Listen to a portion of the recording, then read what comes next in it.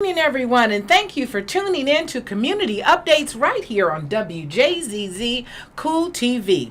This evening, I'm your host, Michelle White, and we've got a new co-host, Miss LaDon. Hi, LaDon Moore. Miss LaDon Moore, and we have our therapist on staff because we're adding a Let's Talk About It mental health segment now to Community Updates. We want us to be whole and complete and lacking nothing, where we can talk about mental health traumas and some of the things that are challenging people, and so we can get to the bottom of it and help you. Again, this is Community Updates, and we want to help the whole person in every aspect, every area of your life. So we have our therapist on staff here, Miss Sherry Posey. Miss Sherry Posey. And from a spiritual aspect, we've got Pastor Clarence Burnett. Pastor Clarence Burnett. So again, you've tuned in to Community Updates right here on WJZZ Cool TV, and we want you to be able to call in this evening. So when you want to call in, please give us a call at 313-355-6018. Again, that's 313-355-6018.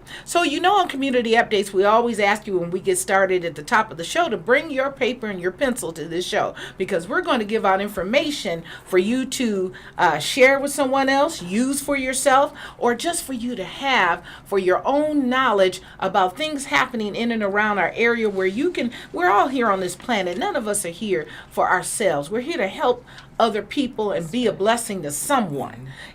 But you got to start with yourself.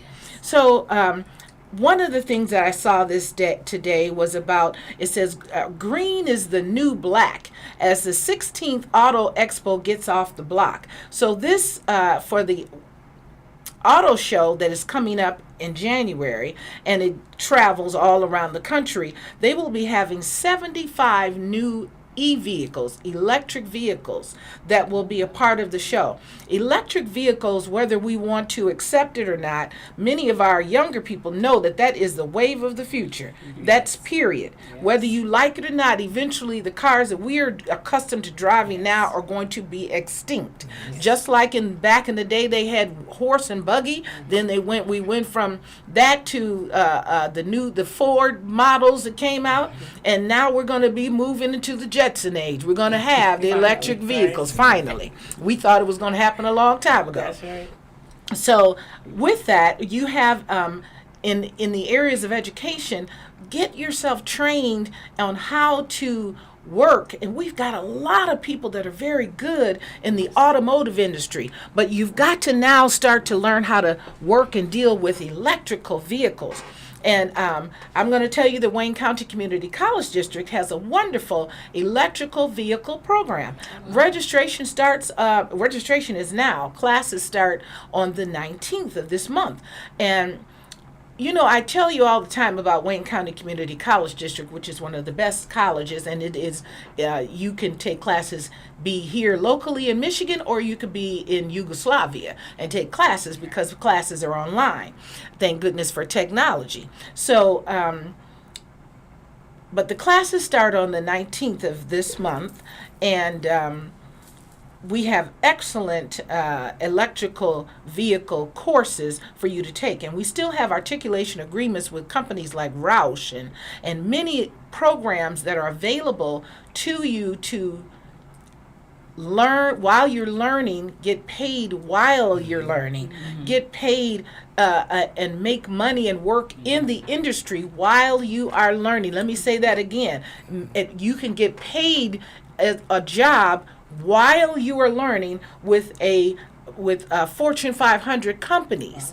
So you need to go and sign up wherever you choose to go to school. Registration has already started. Classes and wherever you're going will be starting soon. Someone had mentioned to me the classes at Wayne County Community College District, for those who are 60 and over, the classes are free. So someone had mentioned that they were free at all the community college. Not so. So I called Oakland Community College today, and again, these are just local colleges. You check the college in your area, but Oakland Community College does not offer free courses for those 60 and over, and you get a 20% discount. So at Wayne County Community College District, all classes, I don't care whether you're taking a beading class or electrical vehicle class or getting your nursing degree at 60 and over, all classes are absolutely free.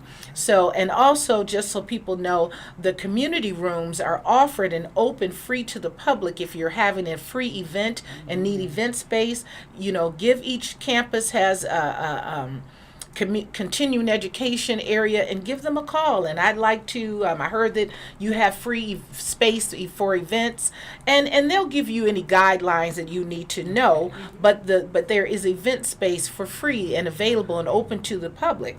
And you need to know that your community colleges, now that all of the community colleges have areas, they have a responsibility to make themselves and avail themselves to the communities. And again, what's the name of this program? Community Updates. So we want to share this information with you. A lot of people don't know. And I am also a Lions Club International member, and we have been doing, we've got wonderful things. Lions Club International is one of the largest service organizations in the world, not the country, in the world. Anywhere there's a disaster, there's a Lions. Everywhere. So we do things with childhood cancer, diabetes, seeing the sight, the leader dogs, people that need glasses, that don't have glasses and need assistance with that. Lions Club is there to help. I am a Lions Club member. Feel free to give me a call or go to our website for our local chapter is metrodetroitlions.org. And one of my passion projects has been furniture donation giveaways. And I was just sharing with them, there are a lot of people, and as we get ready to get into our mental health segment, a lot of people have gone through different traumatic experiences, whether it's being burned out of their homes, whether it's starting all over for whatever reason, you got divorced and you need, and men or women. We oftentimes think that it's all just women. Men go through traumatic trauma experiences as well. And so we help men and women. And we don't just do it just for a holiday. How do you know that my trauma might happen in July when there's no holiday, or in May when there's no holiday, and I need some assistance? None of us made it here on our own. We all have needed assistance in different areas and different reasons and situations in our lives. So one of the things that we've been doing is a furniture and home goods giveaway, and I've just been thank you to everyone who gave furniture. This just in the past 2 months. Our last huge giveaway was in August. Since August, we have been giving away furniture every week. Yesterday, we gave a whole house full of furniture, couches, stoves, pictures, tables, to a family, vacuum cleaner. So we take those types of things. If you have any items that you want to donate, and you get a tax receipt for it, you can get a tax write-off. And a lot of people don't want their things sold at another place. They want to be able to give it to someone and just don't know where to do it. So Lions Club International, we take those items and we'll give them away to people. I was just showing them, you can't really see this, but I was just showing them all the wonderful pieces of furniture and that were given to people, TVs, stoves, couches. People didn't have an ounce of furniture in their homes. 2 or 3 people, one mother with 3 children, had nothing. Wow. Zero. Now she's got couches, beds, Amen. TVs. We took toys, and also I'm with another group, Women's Health. We do insurance, but my chapter's called JTIM. And they came out collectively. See, we can work together. Right. It's all about working together. So the Women's Health Group came out as well, donated many different things, took over toys, clothes. We gave away coats.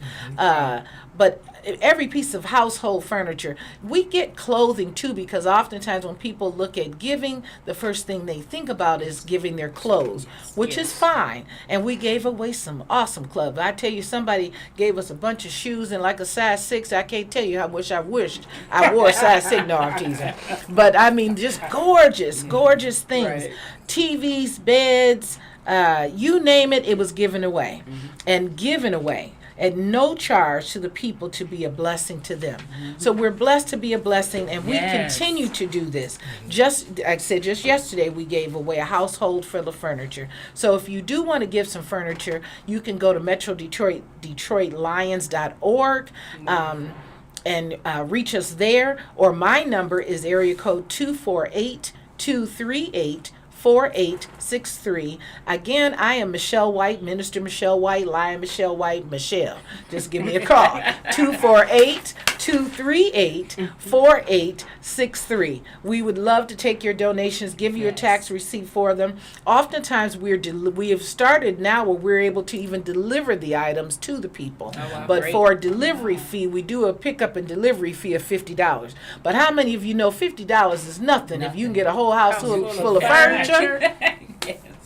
And if they can't, then we got people that donate. If you want to make a donation to Lions Club International, in particularly whether you want to make it period for all of the things that the Lions Club does, or if you want to make it for the furniture donation giveaways, because that does help. Your donations help with the purchase of the trucks and things to get the items to people. And when people are moving, we got some brothers that move, because I don't move furniture anymore. I might pick up a little something, but praise be unto God, I find different men. Well, and I want to be able to give them something for their labor. Right. So if you want to make a donation to the Lions Club International, in particularly for the furniture and home good donation giveaway, please go to MetroDetroitLions.org, MEtroDetroitLions.org.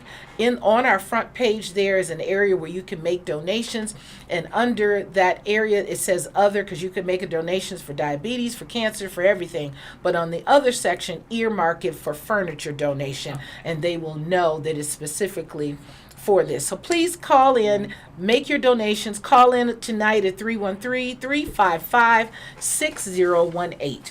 So as we get ready to get into mental health, and we're still going to be talking about a myriad of other things, but we're going to target mental health. We got a lot of good feedback from people that have been watching the program, and we just love you to call in. But thank you for listening. Thank you for all of the 10,000 plus people who are listening out there. Thank you very much.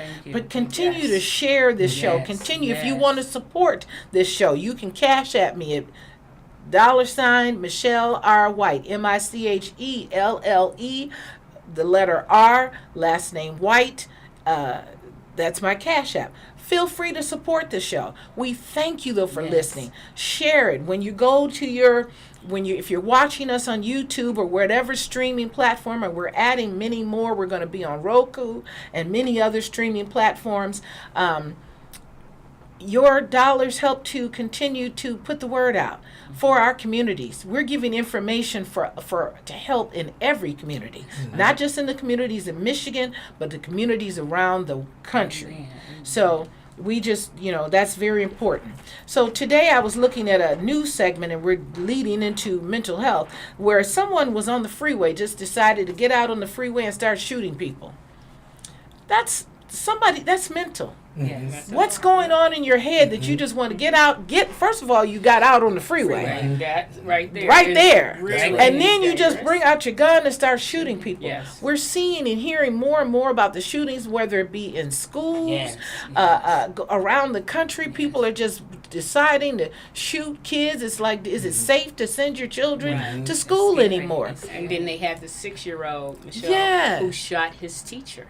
Yes. A 6-year-old. 6 years old. What And can be going? And a lot of it is what we are allowing our children to watch on television. Exactly. These Mortal Kombat games and all those games, and there's so much with the witchcraft and Everything. there's some movie they got about a little doll and scared my little Megan. Oh wow! The commercial scared my It is. 9-year-old It is granddaughter crazy, because it's a doll that is kind of weird. You know, The what doll is- was created to be the friend of the child, but then the doll got kind of protective and began to do evil acts. so. Yeah. Kids seeing this. Yes. She just saw the commercial and it was spooky. When I saw it, it was spooky to me. Mm-hmm. And I don't get scared Right. like that. Right. But It's I was crazy. like, hey, that's kind of spooky. Mm-hmm. But Right. but we have to be mindful. Everything that comes on TV doesn't mean we need to watch That's it. right. That's right. You have to be careful what you put in your That's right. your own Yes. eyes and your ears, Yes. but then also definitely what you're putting, allowing your children. Yes. Definitely. And you have to really be monitoring even the cartoons. Mm-hmm. For real. The Now, cartoons yes. Now you have do. Yes. the witchcraft and Yes. everybody thinks that's cute. That's not cute. There are real people walking around that perform that are witches, that are warlocks, real people. I used to think that was just in Jamaica, and I ain't talking about nobody that's from Jamaica, but I thought that it was in Jamaica, Haiti, and other countries. I did not realize that type of stuff and people do go around performing incantations, and some do it willingly, and some don't even realize it doing. They just saw their mama and grandma doing different things and thought it was okay.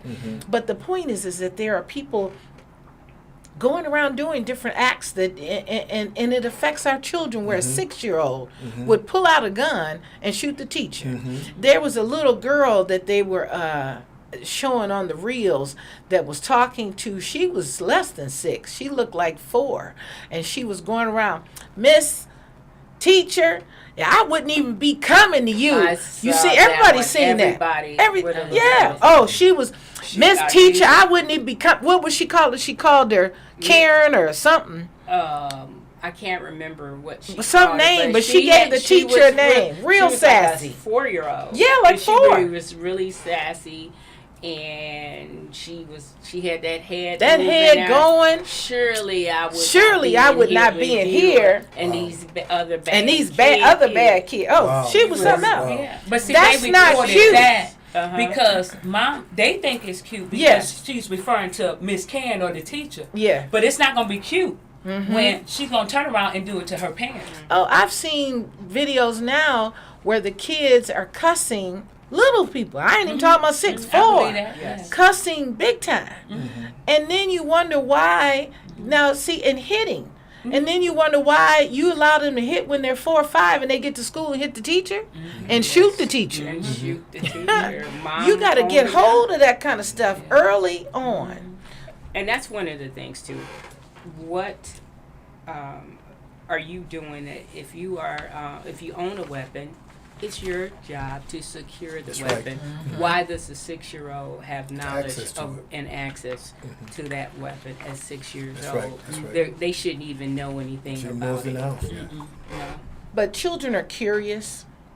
So I don't know the answer on how you can hide it because I was a Curious George person. And there used to be a show called Get Smart when I was I remember coming up. I remember And the that. guy would go around and tap on he would have stuff hidden behind the walls. And I was Curious George. And I started tapping on the walls. Just look. I don't know what I was looking for. Just looking. Curious kid. Okay. And I found some stuff hidden behind my mother and father's bedroom. A wall inside of a cabinet. That's how curious I was. Wow. It had cabinets, and I tapped on the inner wall inside the cabinet and found stuff that I was not supposed to find. And then this one particular day, I found a gun. Oh wow. And my first thing my mother said, "I told you can't have that gun." And this girl was gonna find that gun. Because I was just that curious. Okay. So, but now they do have locks where you can Right, only open yeah. them with your Yes. fingers. So maybe parents with children especially need to get that because you can't even just put it up on a high shelf. No, These kids know no. how to climb up. And they become curious and what's in that box? Yeah, of course. You know, let me see what's in that box. So how do you get around some of that? I mean, I'm talking everybody, you know. Well, one of those things would be proper gun safety and to have a lock on the gun. It's funny that you say that when you were little you were curious. I've always been a curious kid, always into things and everything, but maybe because of it, my parents told me about stuff. Like when we lived with when I was younger, my whole family lived with my great uncle and aunt, and in the kitchen in this metal drawer, I knew there was a gun, and they said it was a gun. You said that, I didn't even like walking past it because in my head, that gun might go off, anything would happen. So maybe I was a little bit of a fraidy cat or whatever because I would not go, I wouldn't touch it. And I had no desire to touch it. When my children, my daughters were little, after I was divorced, a friend, he convinced me to get a gun. And it was his, so I had it in my house, and I could not sleep.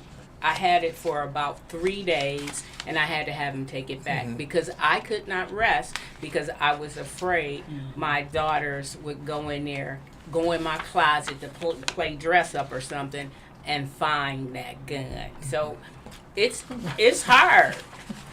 See, I'm the opposite. I knew I couldn't have a gun because I'm just the person that might use it. Okay. Well, that's so good. But you have to know. See, I wasn't scared to pick it up. I'm not. You have to know yourself. You did. So I knew. I said, because I remember one time, some guy I was talking to, and he had ticked me off doing whatever he was doing, and he had left his gun in my house. And I grabbed that, went to that closet, got that gun. I was ready, Freddy. And then I stopped myself when I got to the door, and I said, okay, this ain't even worth it. Come get your stuff, get your gun, and get out. You ain't worth me going to jail for. Very good, very good.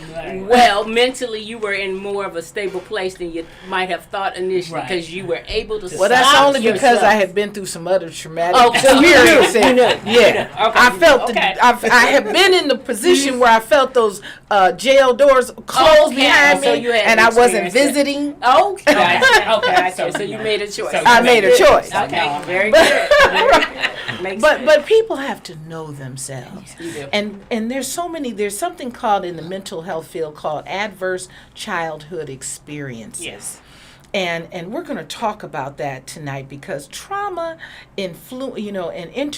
trauma is generally starts when we're young. Yes. And I think we touched on it last week that you have to get to the root of where your problem is. You could be a person that prays and sometimes wonder, why do my prayers seem to only hit the ceiling? Sometimes that could be for things like unforgiveness. Yes. It could be, holding on to heart hurts for whatever reason. Holding on to experiences. Maybe you were raped or molested or fondled when you were a child, and you think you're not holding on to that. You think, well, I've forgiven so-and-so. See, it's very easy for us to forgive with this. I can tell you all day long, I forgive you with this. But that don't mean a hill of beans if I haven't forgiven you in my heart. Because the heart is a strong muscle.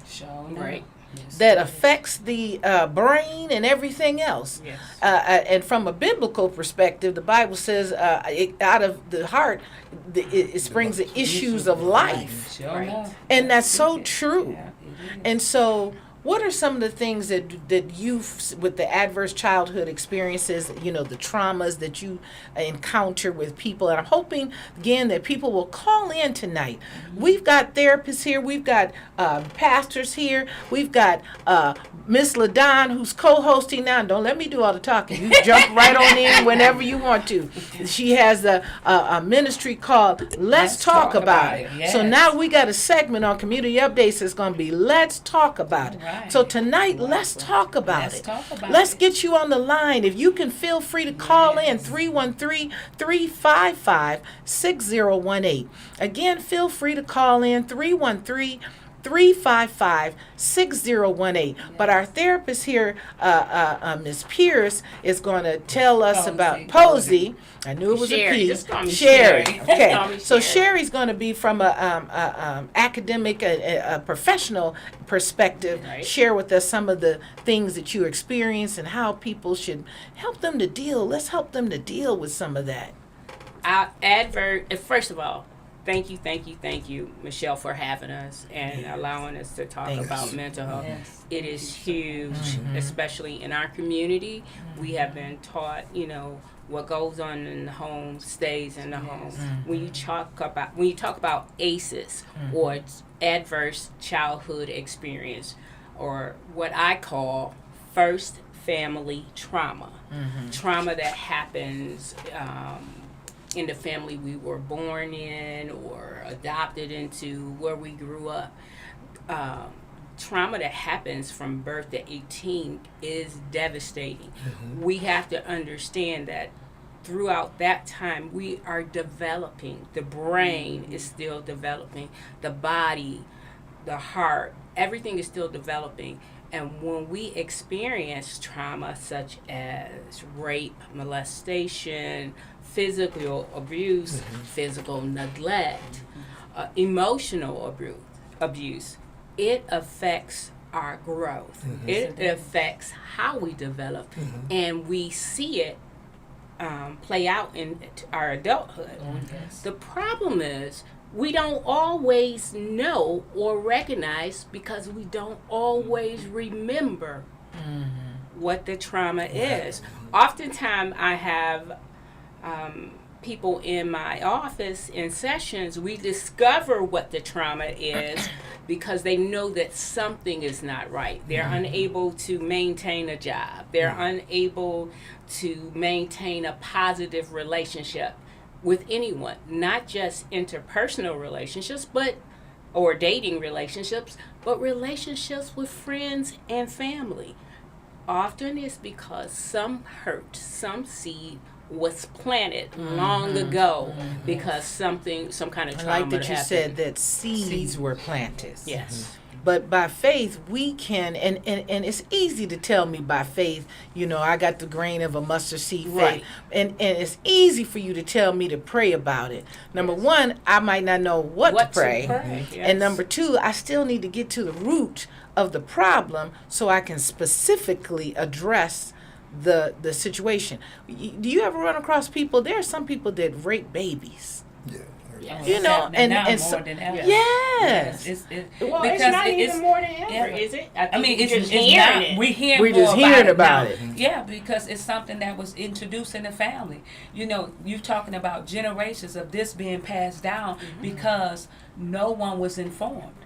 When grandma, granddaddy, whoever didn't tell, hey, y'all be careful if you get these type of feelings, because once you've been predisposed to it, it's in your mind whether you act on it or not. The seed has already been planted. The point is that we have to say, listen, baby, when you get these feelings, come and talk, because this is not right. You might look at your sister and you might look at her or your brother like they, in an inappropriate way. Come talk to me, because it's not. But what about adults raping babies? But it goes back. That's something happened. That's still something in the past that they have yet to deal with. Again, because we have been quiet about it. That's why it continues to go on. Because nobody have never said to the man, look, this wrong. You need to get some help. Because we always, listen, we ain't say nothing to granddaddy. We ain't say nothing to great-granddaddy. We going to have to read Uncle him. so-and-so. They would just say stuff. Don't go by Uncle so-and-so's room. Leave him alone.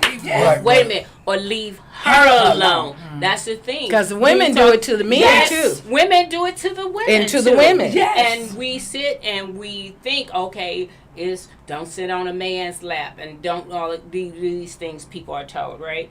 But they're not talking about Auntie so-and-so giving you a bath and you 9 and she said, let me wash you. Make sure you clean. There are things, and these are real life examples from clients I've had. These are real life people who are going through this, and it gets passed down. I've seen cases when I've worked in protective services, and I've seen cases as a therapist and working with people, and it's passed down from generation to generation. And how do you help them so that we can help some of our listeners to overcome? How can they at least start just from this program, they need to probably get some therapy because those types of things lead you into gay and lesbianism and lead you into just debauchery, wild orgies and sexual things, or not wanting anybody to touch you at all. And we weren't made to not be with somebody, or people that are married and don't want their spouse to touch them, or only want you to touch them. I know some people that only want you. I only want to have sex with you if you're gonna pay me. Well, Like a prostitute. wow. Yeah, so and that's just one aspect of a trauma. It can be even something simple as just you're ugly. Yes, You're for stupid. Sure. Oh, definitely. Being told that as a child or a young adult or whenever. And sometimes words hurt more than anything Yes. else Yes. because Exactly. you are replaying those words over and over. You'll That's never something have to carry. anybody. Nobody gonna want you ever. Right. Stuff like that. They tell people you're dumb, you're stupid, you're worthless. In the past, we've seen a lot of women raising their children and alone, and then they want to say you're just like your father. You're That's not gonna you like your father. You like your mother. whoever, and just saying these things. And once you plant that seed, it's almost as if you can think of your brain like one of those old metal file cabinets with these different drawers, these different compartments. Sometimes these seeds are placed in these drawers and they're stored there, and we don't necessarily think about them right off, right? But they show up in little ways, in behaviors, and things that we don't do, what we will choose to do. Or like looking for love in all the all wrong the wrong places. places, Yeah. definitely. Or constantly feeling the need. Do you love me?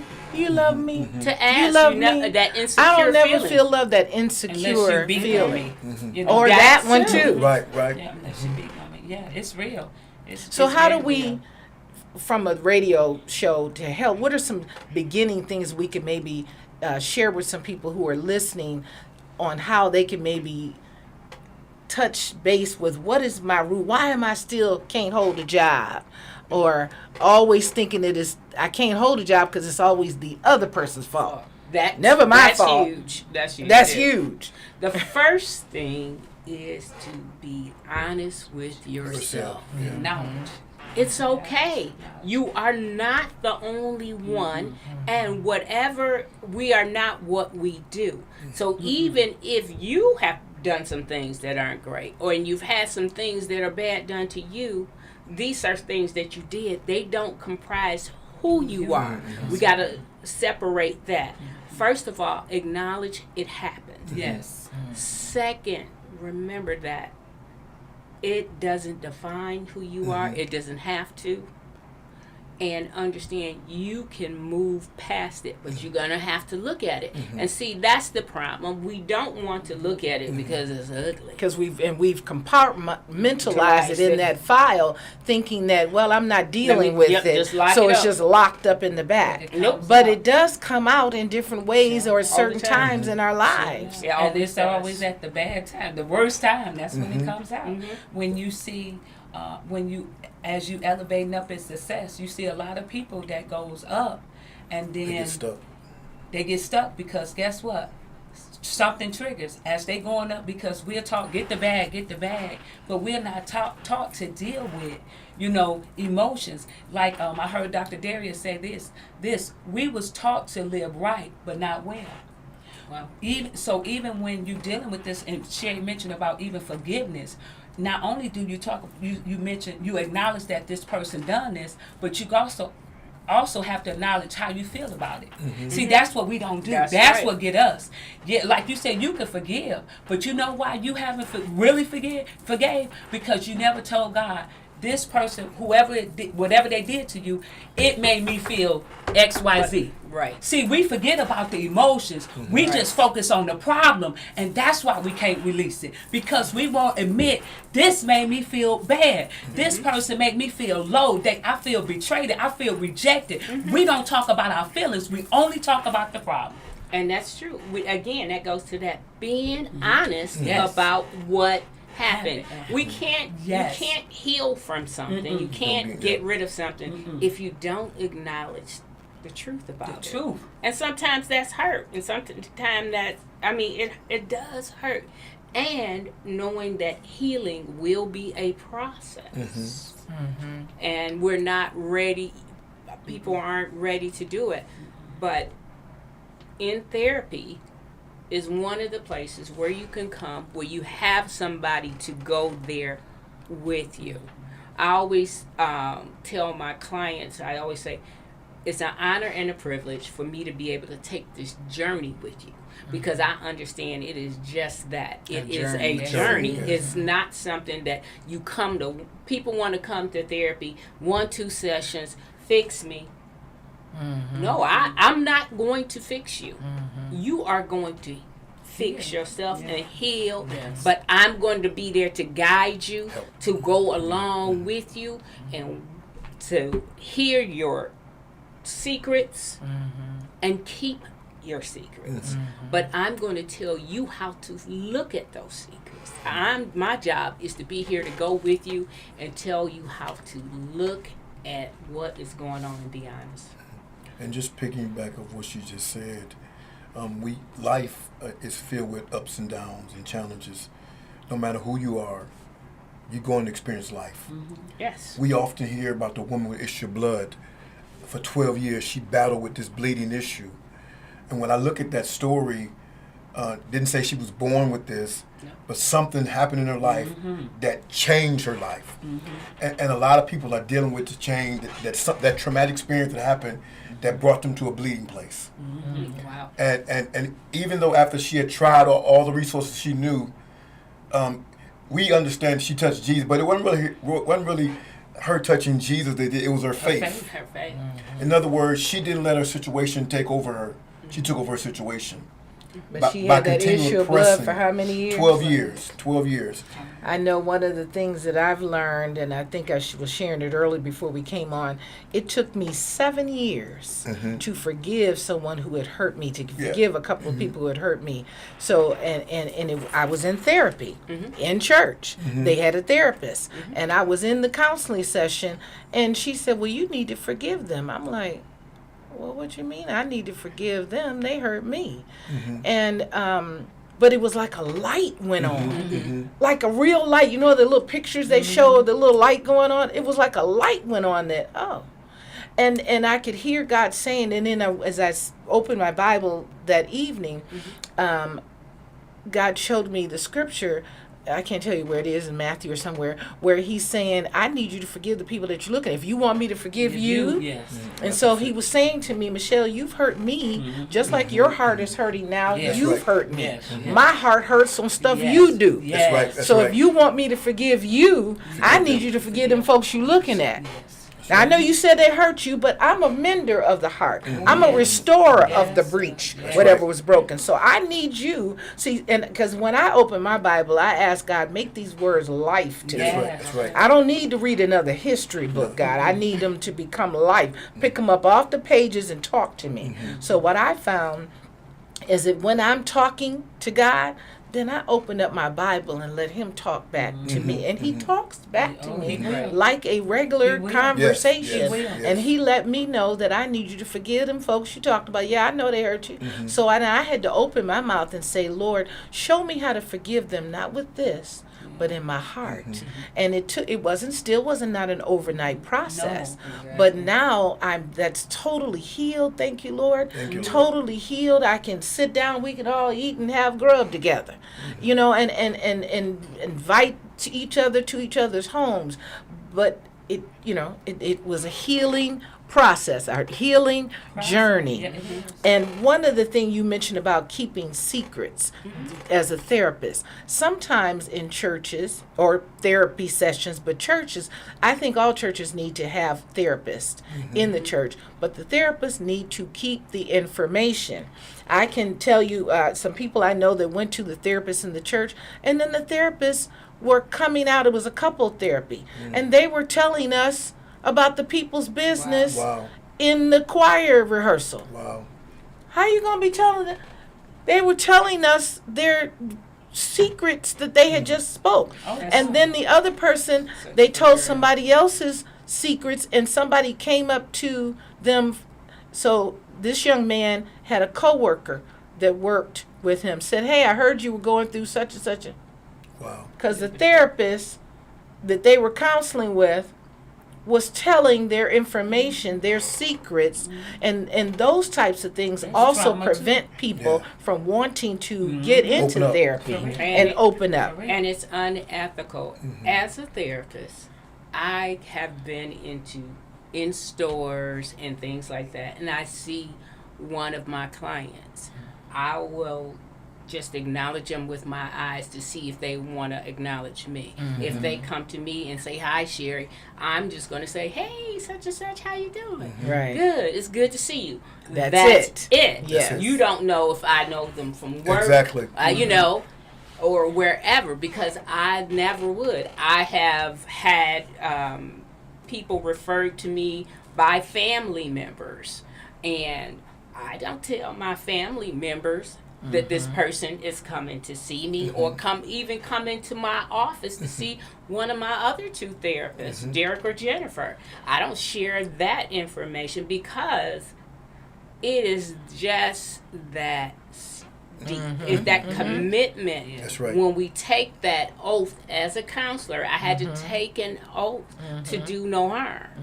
And my oath states that I must take, only times I'm going to share anything in therapy, Like, and if I you- tell them in therapy, if I thought you were seriously Like going to that. hurt yourself Or or somebody somebody else. else. Yeah. And that's it. I'm not sharing That's it right. with anybody. And that's the ethical That's the ethical thing part. to do. And if that you ever everybody have doesn't somebody have who that. doesn't do that, you should Report report them. them to whatever agency is over them. For in Michigan, it's Laura, or is over all of us. Plus, whether I'm a licensed professional counseling, so it would be American Counseling Association. Social workers have theirs. Psychologists have theirs, and you should, because it is important. You know, it's an honor and a privilege to be able to be a counselor. That's right. Yes. And go down that journey. I'm sure you find that That's as right. a pastor. Yes, yeah, you know, when you open up to us, it's like we got to be a safe. Like you store your money in a safe place, and you don't give nobody access to it. That's how we got to be with people information. People have concerns sometimes that the pastor's going to share it in the pulpit. Because back in the day, a lot of times they would. I don't know if they're doing that now. I think sometimes pastors didn't realize the harm they was causing Yeah. by sharing it across the pulpit. People already know what's going on anyway, and so by you talking about it on the pulpit, all you do is create a bigger problem. And church hurt is one of the people dealing with that and church that's hurt. huge. That's We talk And a about lot of people leave the church because of that, because Church they can't find a hurts. safe place, and the church should be a safe place. And that's why Let's Talk About It, when we first did it, when I first started, God gave me Let's Talk About It, I was thinking it was going to be a one-time thing. I was getting pastors, social workers, teachers together so they can implement a support group at their jobs, school, whatever the workplace is in their churches. It was 2 weeks prior to my first session. A pastor came to me, and I met him at a funeral, and I gave him a flyer, and he told me to lock his number in. 2 days later, I locked his number in, made a mistake, and called him. He called me back, and I said, "Yeah, you know, this is what I'm doing." He was like, "Quit saying that this is a workshop, honey, or like this is a one-time thing. You have been called to do this. This is your assignment." And so when I first did it, And look at you now. You're around the Yes. country. I'm telling listen, you. and when I did it the first time, I did it live on Facebook. And that was the only time I said no more. Because I wanted to create a safe place where people can come and just share and not have to worry about, because everybody on Facebook ain't, you know what I'm saying? Oh, yeah. People could be rude and stuff. And I wanted people to share and just feel open and just say what they needed to say. And so after that, I never did it live again. No. Well, we're live today. I mean, we laugh today, but as far as I know having what you mean, though. a group, because And I it's want so people important. to feel free to call in and Yes. share some of your. We got Sherry here, who's a licensed therapist, and we've got Pastor right here, Burnett right here, who's a pastor, and feel free to call in and share. Yes. This is a safe spot. We Yes. want this to be safe. You don't have to give your name. No. You don't have to give your name. You can just share what you're going through. The number here is 313 313-355-6018. Again, 313-355-6018. Because the only way that we're going to get past some of the challenges that we're experiencing in life is to talk about it. And you can't just hold everything in. A lot of people are holding too much in, not talking to anybody. And then with COVID, we really aren't talking to people. And we've got to talk about things. Let's talk about it. Yes, it's meant to be. What we don't understand is that our feelings was meant to be expressed and not suppressed. Yes. And what it is killing us. Yes. When you look at the ER, going to the hospitals now, most people that are in there is for mental health conditions. You know, they don't. You know, they have the physical symptoms, but they don't have a diagnosis. Because holding that stuff in makes you sick. The body It'll keeps make score. their body keep score. Yes, it does. And then you've got a lot of people that with the mental facilities, they're letting them out. So they're everywhere. We, in 1996, is when mental facilities started going down here in the state of Michigan. Places like Lafayette Clinic, it used to be right there, right off I-75 by Wayne State School of Pharmacy, next there. They were actually at one time one of the top leading researchers in mental health. In the state of Michigan, we had one of it was world renowned for what it was doing as far as mental health.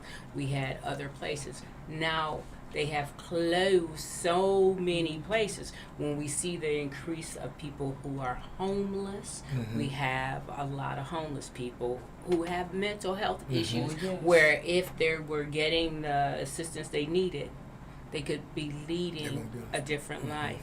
We have so many people who are in prison and in jails now who have mental health issues.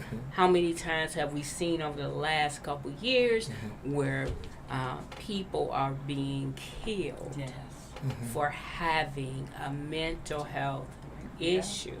And police come, and not all of them have a weapon, or you know, they go right in, and it's almost as if one of them just gets tired and it's like, I'm tired of you, let's go, and just will, you know, and just will shoot to kill. And it's devastating because families don't feel like they can call for help.